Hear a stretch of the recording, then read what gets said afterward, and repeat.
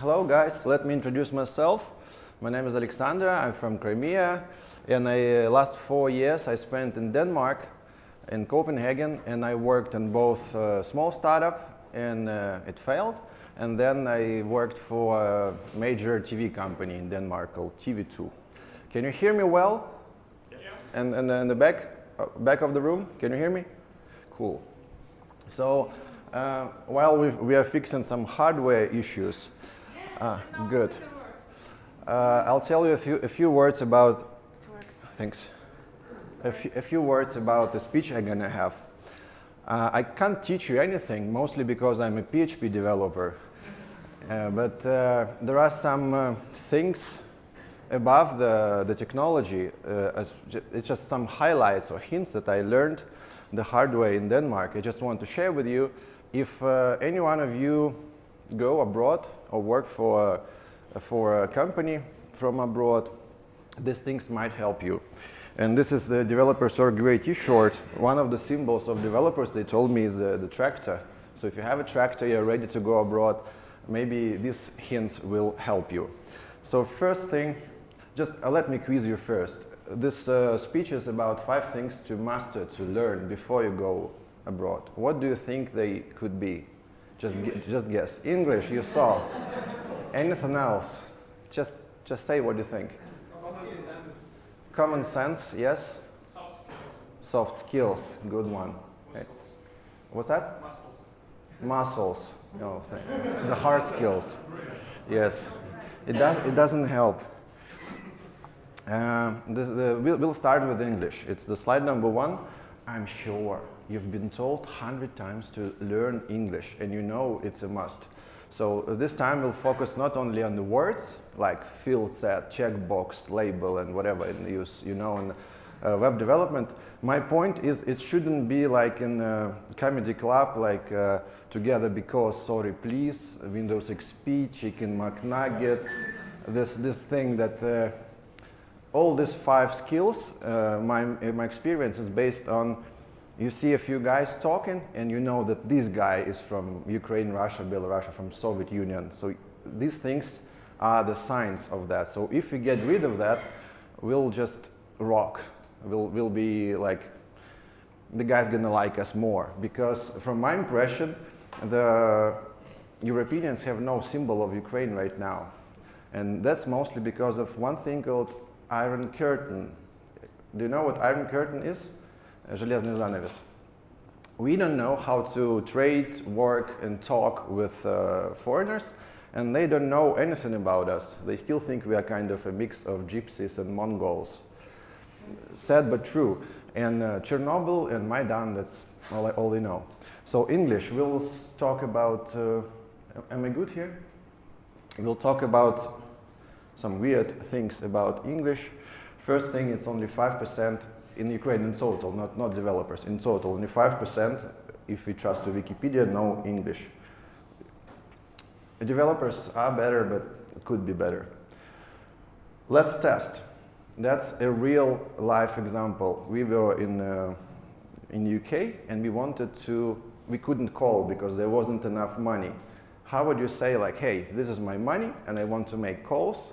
What would you say to the guy in the shop? What's the word? What's the expression? Want money.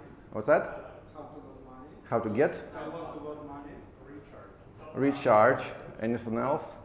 Refill. What we said, we want to put money on the phone. And she's like, what the hell are we going to do with paper? With banknotes, putting that on top, on the surface of the smartphone. It's, you're right, it's top up. And is it better like this? Yeah, okay. It's just a small example of things that you can't guess, you just have to know. And another, no, we are on YouTube right now, and this person is going to be offended. I won't tell you another example, we'll keep going further. That's my favorite examples. It's not about the words, it's not about field set or checkbox, it's about cultural gap that we have to actually cross. You know this guy, Robocop. We see this guy as just a superhero, but it's pretty important in which city this superhero appeared. Does anybody remember? Detroit, good one. Why Detroit? Because that's the most dangerous place in US by the crime rate. It's as funny as the Robocop appearing in Tryeshina and Kiev. Like, you laugh. And when we watch this movie, we don't laugh because we miss this like cultural fun. Next example is, I can see Robocop is not so funny. Let's talk about cartoons. Chip and Dale. Chip and Dale is just a Chip and Dale, two chipmunks, but when they created the name, it's funny for them, it's not funny for us. I'll tell you the joke. Chip and Dale is a guy, pretty famous. It's a last name of Thomas Chippendale, the cabinet. He produced furniture. He's fucking famous. And when it's a cartoon called Chip and Dale, haha, that's funny. And that's a symbol of culture that we have no idea of. Next character from the same cartoon, you know her? I don't remember how she's called in English, Gaichka. But she is a symbol of another thing that we don't, most of us don't know. It's Wendy the welder. When guys during Second World War went to do the military job, girls stayed in US and they started the movement, like we're gonna do the hard stuff. And when the Europeans and US guys see this girl, they actually know it's this girl, Wendy the welder, Svarchik. So it's just examples of how many, we just miss half of the joke, half of the conversation. 10 years ago, none of us knew what landing page or thank you page was and what is it for. Now we know. You know these guys, it's our characters. In Denmark, they have something similar, three smooth criminals that are like pretty funny. It's called Olsen Banden, the gang of Olsen. Olsen is the main guy. So imagine a foreigner coming to Ukraine and say, it's like this guy, Balbes Trusi Bavali. And you just know that this guy knows something about our culture. It's easier to deal with him. He knows the stuff. So when I once mentioned, someone told me just, try this, it's funny. And it is funny. I tried, and when you mention that during conversation, like, of course, in an inappropriate situation, not just, hey, Olsen Benden. When you mention that, they just feel that you share the same cultural background, and it's easier to deal with you, easier to run business with you. Solution is get certified. It's called First Certificate in English, FCE. If you have that, it's easier for you. Your self-esteem is high. You know English on an appropriate level. HR and a company abroad, they trust you because it's certificate. Paper is the best. Watch movies, because in movies they talk the same language they use in the streets, not in the literature. And travel. It's the first thing, and it's the major thing. Any questions? Was it fun? Yeah. Let's keep going. Other things are not so major, and it actually took me a few hours to pick from a list of 10. So other 4 are like important, but if you know English, the rest will come. Small talk. Do you know what small talk is? It's not only programming language, it's also a communication trick, something that you could use, what Europeans use, to synchronize. It's something that we laugh about when they talk, hey, how are you? How's weather today? Would you like a cup of tea? All the small things that we don't really care about, like, hey, give me coffee, 2 sugar, no milk, that's all. And they just kind of, for some reason, they talk before they get to business. And this is called small talk. Just let me check, get ready. Please. Small talk is something that we don't value, we don't think it's an important thing to do, but it actually helps to synchronize people. Imagine you start to talk with your project manager about something and he's like not really responding, like, yeah, and you don't know what happens. You just, come on, I'm throwing you the ball of conversation and it just drops, you don't respond to me. But if you do the small talk, he would say, hey, I don't really feel fine because it was a sleepless night, my son had a toothache, and I'm so tired. And you know, okay, this guy is tired to laugh, let's get, you know what to do in this situation because you know his situation. That's what small talk is about. In contrast, it's, do I talk too fast? Anyone has problems, I can slow down a little bit. If you talk with an international team, you see the Soviet, I'll call it Soviet, Ukrainian guy straight away, because when everyone does this chit chat, like, hey, how we doing? Hey, you got shit faced last time, but not like you, ha ha ha, before they start to talk about databases, for example. Our guys like sitting like serious, and in a weird moment he says like, our database is slow. and everyone's like, yeah, that's like, they're speechless. Usually people are speechless because it was a flow that they built, and this guy is like an X. No. And this is an example. Does anybody has any one of you heard about series called Game of Thrones? Okay, I see a few hands. It's an example of Jon Snow, who doesn't know anything. He doesn't know about small talk at all. It's a fake fictional situation. He was invited to a New York party, like a supper. In my example, he represents a Ukrainian developer who doesn't really care about the context. He just talks about what he finds important. And pay attention to two things. In the moment when he says this, you'll see it, and the silence after he told this. That's what you could experience in your life. We'll just see a few minutes.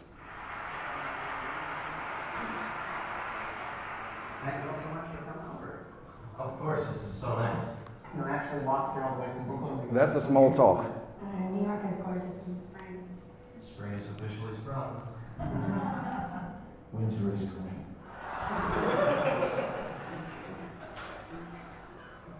Who's your new friend again, Seth? This is John, and John actually think winter's over and we're headed into spring now. Winter is coming. Okay. The snow will fall 100 feet deep. The ice wind will howl out the north. And the snow hides its face for years, and little children will all be born and die in the dark. What the hell? Spasibo. We'll be laughing on the White Walkers with That's enough. He tries to scare them because that's his reality. He lives in a pretty scary place. Did you get the idea? Yes, we know such people. Yeah. So, another example of small talk. My impression was that it's just in the beginning of conversation, just to synchronize, but it's also to, in the end, to leave some kind of nice impression.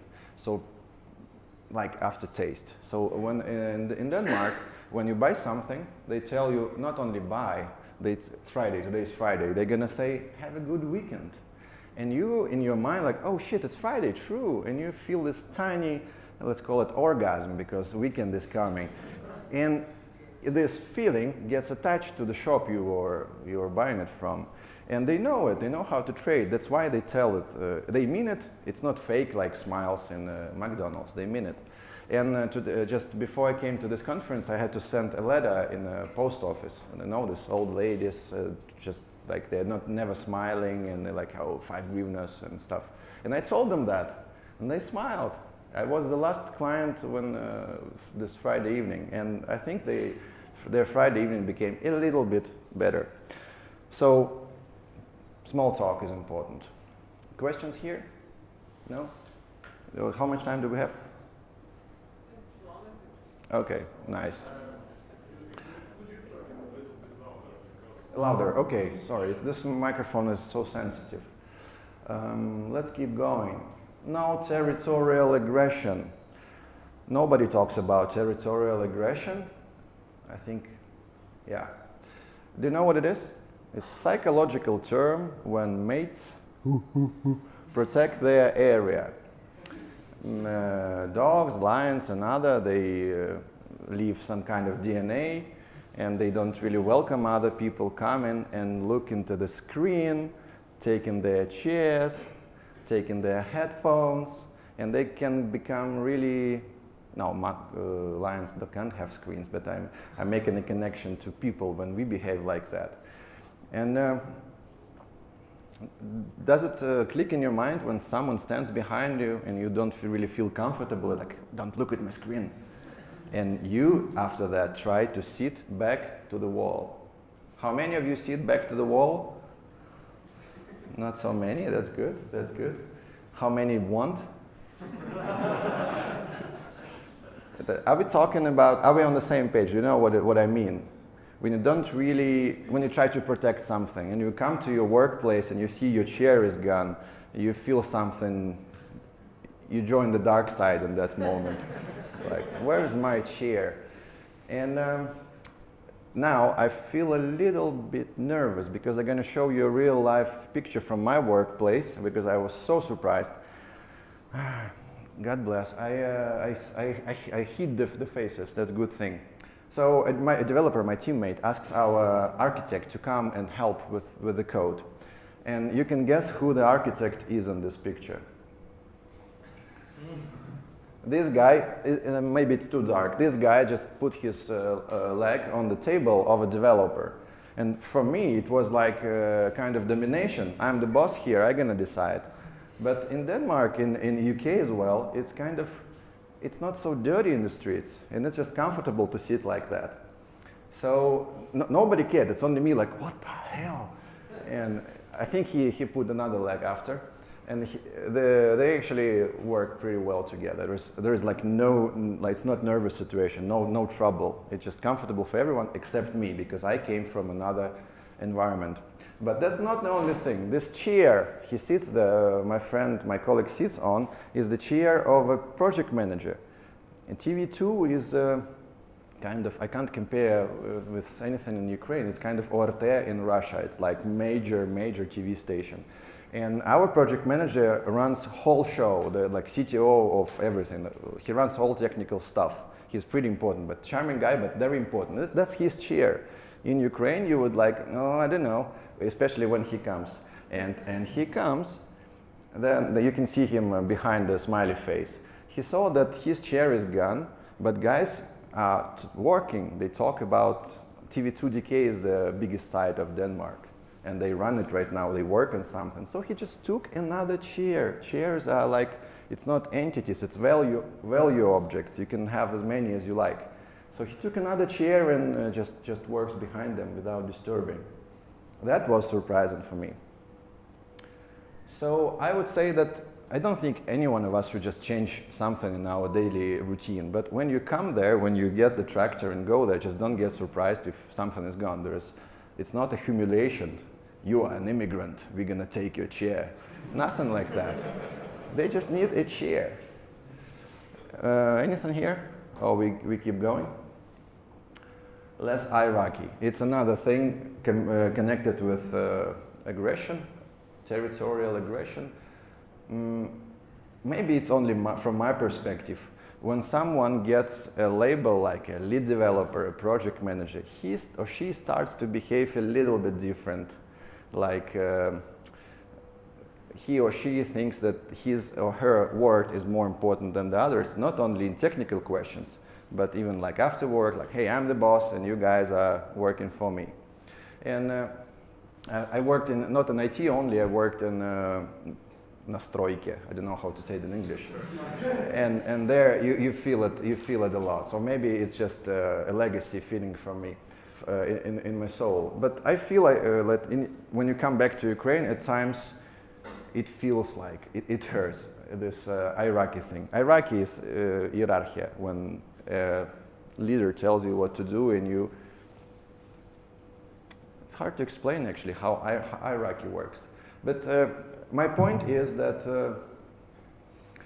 in Denmark, in the UK, you can sit with people.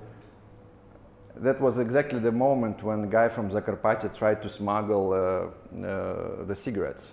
And I was telling my Danish friends about that. And after that, they told me, do you know who sat close to you, next to you? And I said, no, it was the boss of TV2. It's like Konstantin Ernst on ORT. She was sitting close to me. And there was nothing. She just asked for a tissue or a fork. So it feels like this. And I would really like to feel the same thing in Ukraine everywhere. Like supporting and no hierarchy, strict hierarchy. Business skills, someone told about soft skills, it's exactly the same thing. Who thinks the startup is all about the code? I thought this before. startups and projects are, of course, about sales, about people, about value. And not so many people who I talked with know what value is. I'll skip a slide. This is a value. This kid would just pay all money he has just to get a snowball. And business skills means that all of us developers should a little bit think a little bit more about business side of the business, not only about code and test coverage and technical stuff. For example, you know about what an IP address is, right? IP address. Yeah, a numerical representation of a device in the net. You don't sound confident. Do you know what IP address is? Yes. Do you use that in Ruby? Because I don't know. But how many of you know what a warmed up IP is? Warmed up IP, no? It's a business term. It's an IP address you buy or you use to send really good quality emails first. I don't know, if you want to conquer Belgium, for example, you start your company to operate in Belgium. You buy an IP address, you send really high quality emails. So people whitelist them, they don't mark it as spam. And your IP address after a month or two becomes warmed up. So you can sell like really business oriented emails. When we code something, we don't think about this stuff. But when we talk with business guys with that, you have to consider all this stuff. Before we get to success story, any comments, any questions? No? Okay.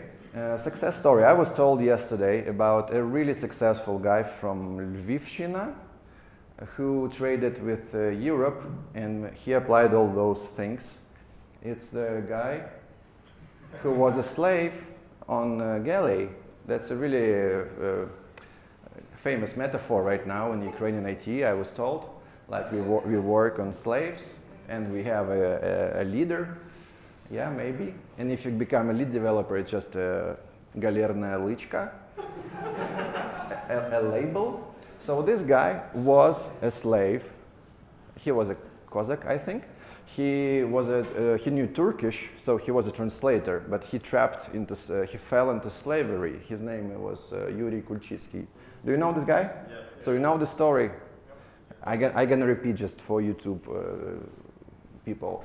He was a slave guy. He fell into slavery, but since he knew Turkish and German, he worked in a flexible way with Iraqi. He found a way to talk with this guy and project manager and some businessman from Serbia, and they bought him from slavery, and he became a middleman between Serbia and Turkey, helping them with business. Then there was a Vienna siege. There was a fight between the Turkish guys and guys in Europe, and he helped to fight against Turkish. And then there was like a pile of something that people didn't know what it was, but it was coffee beans. They thought it's like food for camels or something. And he knew what it was. He was given this coffee stuff, but nobody wanted to drink coffee because it wasn't popular in Europe at that time. It was like too bitter. And he added honey. He started to experiment, to tune the product for European market. And he became so famous, and coffee became so popular that a street is named after him, and there is a monument in Vienna for him. So that's it for me. Thank you.